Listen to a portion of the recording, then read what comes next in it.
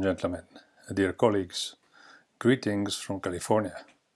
My name is Hans Herren. I'm the President and CEO of the Millennium Institute in Washington and the founder and president also of the Biovision Foundation based in Zurich. I would like to thank the organizer of this conference for inviting me to make a few closing remarks ahead of the panel discussion. And I'm very happy to contribute via this video. I would like to note that the conference main topic, climate change, or global warming, as it is actually called, is very much on the agenda of the international development community and also of the COP22 to be held soon in Marrakesh. This conference will certainly contribute to the debate that will going on around agriculture and climate change, as well as the 0.4% French initiative, which directly links the solution to the climate change with a change in agricultural practices, clearly towards organic, regenerative agriculture and, sort of in the bigger sense, agroecology. You have now heard the numbers and the facts around organic agriculture and global warming from today's presentations, so I won't repeat them. I think many of those facts are actually quite well known regarding carbon sequestration, carbon in the ground, the importance of carbon in the ground, etc. So I think I can move on. And as the title of this short presentation would be really to look at how can we reverse climate change by the introduction of organic, regenerative, agroecological practices, and in particular, what are the blockages to make that change, which we all have been trying for a while to implement already. So first, maybe I want to talk about, the motivation. So from the presentation we heard, I think we're given the motivation to scale up and the implementation of organic, regenerative agriculture and agroecology. And the motivation comes from the fact that we know how to do it, we have a lot of experience, collective experience, also experience around the globe to show that this is actually possible. So with the evidence so far accumulated, we need to include the decision makers in our debates and make sure that the new agriculture and food policies are informed by our science and the facts which we have, as we have just heard. Again, policy making, I think, is at the basis of this change.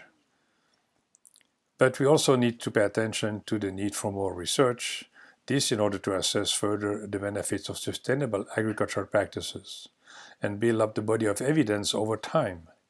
It is important to have time-series data to show the benefits also over time, and so assure that the practices work.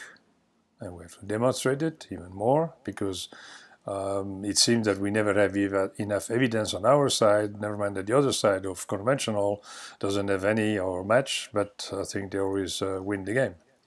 And also to have relevant information on these practices in reversing climate change by carbon sequestration. I think there too we have numbers, we have good numbers, but we never have enough good numbers really to show how agriculture, the right type of agriculture, could really be a major game changer. So why is this all important? It's because we will need continued support from policymakers in supporting the transformation process over the next 15 years, which is also the SDG period. And for that, solid data are an absolute must, because we need to know, how much to invest, where and when, by whom, in order to get the result we want. And we have actually all agreed on the SDGs, goal number 2 and all the related ones. We should also document what research is being supported. For example, conventional industrial versus agroecology. We do somehow know the answer, but good data are also important here if we want to guide the change.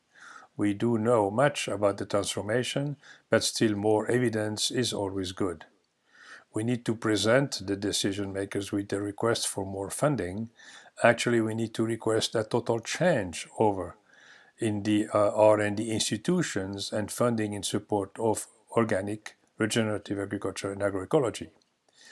As long as more than 90% of the funding, and the public funding, goes to the old practices, we have little chance to succeed. Never mind all the good examples. I think to have this scale transformation, we really need much more investment also in public research, in particular public research in agroecology, because the private sector is not going to spend much money in this type of research, as we all know. They are still stuck in the very deep groove of Green Revolution 0.2, and climate smart agriculture, for example. For reference, we can always go back to the IASTD report, you all know it, and mention it to the policymakers. After all, it was a UN Commission report signed and endorsed by 59 countries from around the globe. I'm happy to mention that in the meantime, much of what we had recommended did find its way into the SDGs, many referring to the key findings. So many of these goals, and actually almost every one of them, somehow is connected to agriculture and the food system, because agriculture food system also impinges on almost every other goal. This makes it very complex, but again, we have tools to deal with this complexity when it comes to policy decisions. And actually, that's something we do well at the Millennium Institute with a number of countries already, is to really analyze the food and agricultural systems, figure out what the major leverage points are to induce the change, and then have the policies that support that. So with this SDG, we have a framework for the implementation. What is needed are really the policies that will overcome the blockages which did try to kill the ISD report in the first place. As you all know, there's been a lot of pushback by certain circles, in particular the large multis in agroecology, in agricultural inputs. And again, we're still here. I think we had a success in getting the language right in the SDGs. So again, I think we can try to move forward. And actually in the report and in many subsequent reports, in the discussion with the governments when it came down to develop the SDGs, we noted that the present agriculture and food systems supply large volumes of food to global markets, yes. They produce twice the actual needs, actually, and are generating, by all this, negative outcomes on multiple fronts. For example, widespread degradation of land, water quality and ecosystems, high greenhouse gas emissions, biodiversity losses, persistent hunger and macronutrient deficiencies, alongside the rapid rise of obesity and diet-related diseases. Just name, for example, hepatitis, no, not hepatitis, just one of the major disease which right now affects hundreds of millions of people, and also the livelihood stresses for farmers. Many of these problems are especially and closely linked to industrial conventional agriculture. The input-intensive monoculture and industrial-scaled feedlots that have taken over our farming landscapes. Not only in the US, in Europe, and Latin America, you can see that we are moving steadily in this direction of more industrial people, less farming. The problem with this approach to farming are the uniformity prevailing in these systems, and the reliance on chemical fertilizer, pesticide, and preventive use of antibiotics, and all these have led to systematically to major negative outcomes, many of which are still in the making. We have not seen the end of the result of the huge application of Roundup, for example. What kind of medium and long-term impact this will have on human health, never mind animal health. So this reliance is also a major blockage to the much-needed resilience. And again, I think if we simplify the system, we also lose resilience. When we talk about climate change, I think that's where resilience really comes in and is greatly needed. So these conventional industrial ag and food systems are locked into place by a series of vicious cycles, lock-ins. And IPES Food, which is the International Panel of Experts on Food Systems, of which I'm a member, and therefore also a co-author of a recent paper which has been quite widely publicized from uniformity to diversity, has looked into many of the issues which have left or have led to the lock-ins themselves, and maybe also some way out. And I'll just go explain a few of these lock-ins, I think, for us all together to work on. So one of the first one is the path dependency. I think we have shifted our agriculture in this sort of monoculture, large scale, with the idea that this is the only way to produce enough food for a population of 10 billion people. So we need to shift this public support to more agroecological production systems. So again, I think this is very much needed, the public support to get away from this path dependency. We have this export orientation. You know, America feeds the world, Europe feeds the world, Latin America, Brazil. Everybody wants to feed the world instead of actually nourishing their own population first. Make sure that they treat their resources in a way that they can supply food, quality food, diverse food to their own population. I think most of the country in the world can produce a great part of their food needs. So I think we need to get away from this export orientation. Never mind that we're going to have to deal with with WTO, the World Trade Organization, because match is linked to their policies. So basically, we need to go back also to shorter supply chains, localized food systems, and this is good culturally, it's good for health, good for the environment. The third one is the expectation of cheap food. It seems to me, like many others, that we have sort of the people think they have a God-given right to cheap food. But this has led to this downward spiral in trying to grow more with less, and eventually we grow less with more because we have more pollution and less nutrients. So that's actually where we are ending. So in order to change this, that may actually be the key leverage point. We will have to figure out a way to raise the price of food at farm gate so that the majority of people who are hungry today and who are poor are actually rural dwellers, farmers and other people in rural areas. Quite strange that where the land is where people could grow food. But again, I think we need to deal with this whole issue of inequity. And I think this is actually the key element here. We have a very much compartmentalized thinking. Mainstream agroecology, a sustainable food system. So do we have to mainstream them into education, into research? As I mentioned before, you know, our research and development organizations are geared in the wrong direction. And I think that the thinking needs to change behind agriculture.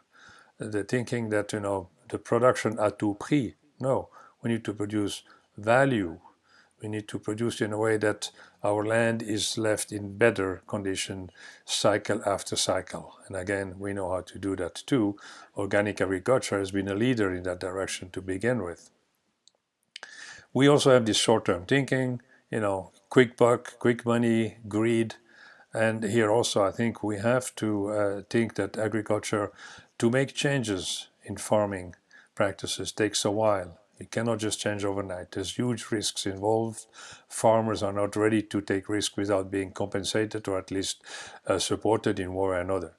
So here again, I think we need much more investment in thinking through the transformation and making sure that the support is backing the transformation. And I think that within the SDG framework, we can work in that direction. We also have the Feed the World narrative. Who feeds the world? We touched on this before when we talked about exportation, export of food, and production of commodities. Again, I think we need to do much better at home first via education of the consumers, of the policymakers. The measure of success, the 7th point, also we need to look into this a bit more, because if tons per hectare are the only indicator for the success of a farm, I think we're going in the wrong direction, and that's exactly where we are with the Green Revolution. How many kg per hectare can we produce? I would like to cite Vandana Shiva here, who says, what about more health per hectare, more wealth per hectare, maybe more diversity per hectare. I think these are all different indicators for sustainability. And maybe the last point, which is one of the main sticky point here, is the concentration of power. It stands in the way all the way. Again, the present food systems are structured to allow value to accrue to a limited number of actors, reinforcing their economic and political power. Just think about the power in the few companies who transform, package, and sell our food, 80% of it, or the beverages. Think about the input, the consolidation of main companies, being the fertilizer, the pesticides, and the seed sectors. And so all this leads to very, very strong companies who in the end take over the governance of the food system, because they lobby for what will make even more profit. And here we're talking about short-term profit, and the long-term cost will be left for society to bear, as we already see today with a lot of the issues with health. So it will not be sufficient to work a little bit on the margins, as some people think. Oh, let's work here a little bit there, as now proposed by many, actually, with the climate smart agriculture. What is required is a fundamentally different model of agriculture based on diversifying farms and farming landscape, replacing chemical inputs. We can grow our own pesticides, natural ones. We can grow our own nutrients in healthy soils. We want to optimize biodiversity and also stimulating interaction between different species. And it's very important. We know that there's a lot of communication between plants, between fungi in the soil and the plants.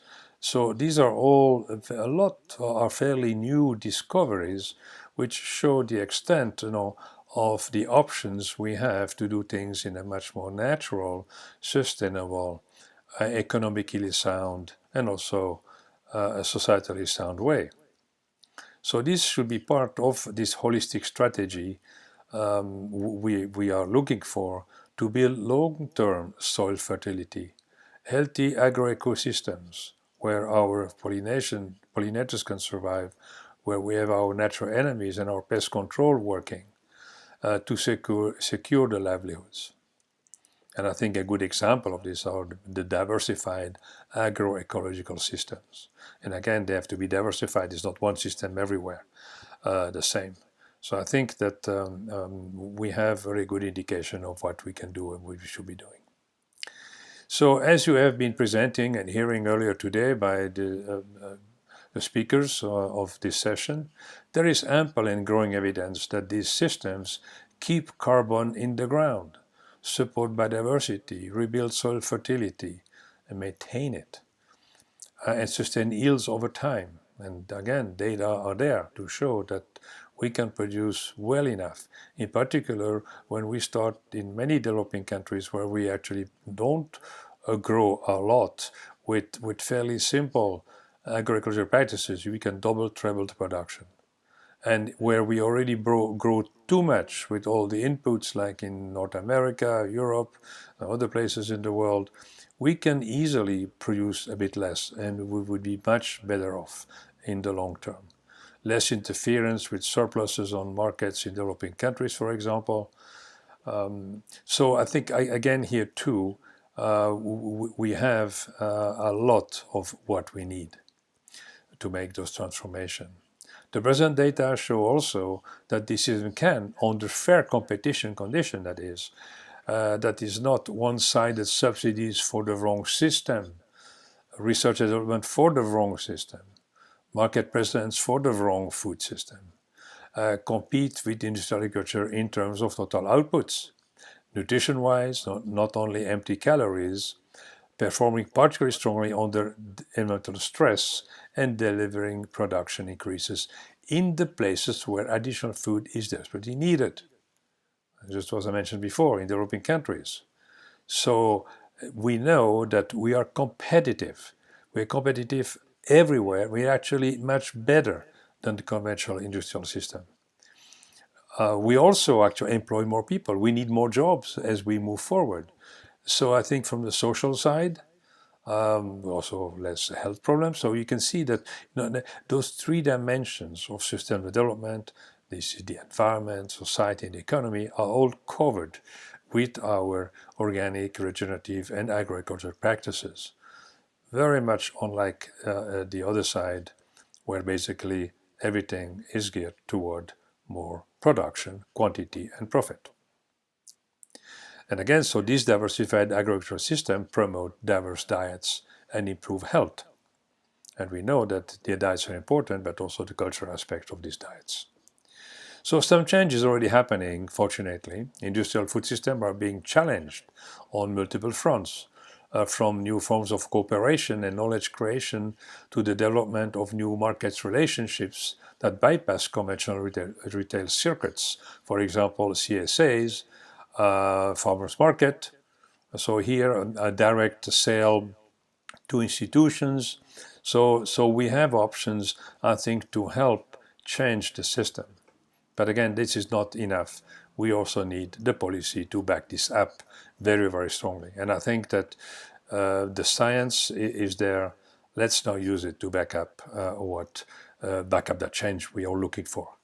But to be successful at scale, political incentives must be shifted in order for this alternative to emerge beyond the margins. And I think, again, that means that we have to take away the power from the few who control the input-output markets and put it back into the hands of the farmers, the small and medium enterprises supporting the farming, and obviously the whole value chain, processors and markets. But again, all with a human scale, on a local scale. So a major effort is therefore needed to change the old green revolution reductionist policies toward agroecology in the widest sense, which means here again the organic agriculture, biodynamic, permaculture, regenerative, just name them. They're all somehow a big family of practices which go in the right direction.